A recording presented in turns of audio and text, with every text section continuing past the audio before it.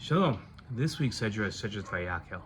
In this week's Sedra, we study a number of topics, and they are all fascinating. At the start of this week's Torah portion, we learn about Moshe convening the entire people. Pasuk says that Moshe then called the whole Israelite community to gather together and said to them, "These are the things that God has commanded you to do." It could not have been easy to gather the entire people, well over 3 million individuals together. We find such a gathering a rarity during the time of the Jews in the desert. So what topic was so important that Moshe felt he needed to gather the entire people together? As the people gather and quiet down, this is what Moshe declares to them.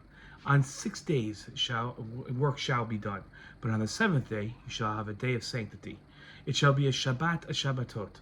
Whoever does any work on it shall be put to death.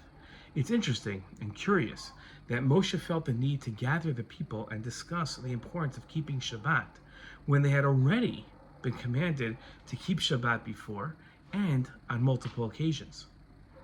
In recent weeks, I've already written a Dvar Torah on the importance of observing Shabbat. So instead of putting my focus on the importance of Shabbat to explain why Moshe gathered all the people to speak to them about a topic that they'd already heard about, in this Dvar Torah, I'm going to analyze the statement Moshe makes and show how his declaration is actually 4 different commands. First, Moshe tells the people that on 6 days work shall be done. Second, Moshe tells the people, but on the 7th day you shall have a day of sanctity. Third, Moshe says it shall be a day of Shabbat of Shabbatot. And lastly, Moshe declares, whoever does any work on it shall be put to death. Each of these 4 comments has something to them. These 4 statements are important in and of themselves. In his commentary to these verses, the Bechor Shor explained the first as follows, the first of these segments, that on 6 days work shall be done. He explained that God commanded the Jewish people to work those 6 days. But on the phrase, on the 7th day you shall have a day of sanctity, the Bechor Shor explained that the 7th day shall be sanctified. You can't do any work, even work of sanctity. Now, on the phrase, it shall be a Shabbat of Shabbatot, the Cheskuni wrote that just as the Mishkan, the tabernacle, was set aside for God, so too the 7th day of the week was set aside for God. The Shabbat shouldn't be suspended to even build the Mishkan, the tabernacle.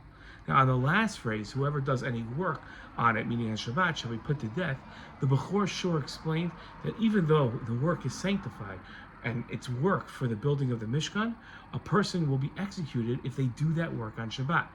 The Shabbat takes precedence over the building of the tabernacle.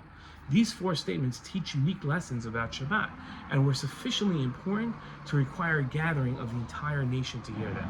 Moshe first taught the imperative of working on sacred progress and building for 6 days, then taught that the 7th day becomes sanctified by not working, a novel lesson when juxtaposed with the command to build the sanctified tabernacle, the Mishkan.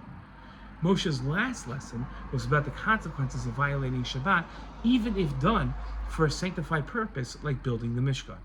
All of these lessons were unique, and they required a gathering of the people. The lesson is that Shabbat is so important that even if you think and justify and rationale the reason why you're violating Shabbat, it's not going to meet the qualifications that are necessary, and Shabbat has to be kept in any case. Shabbat Shalom.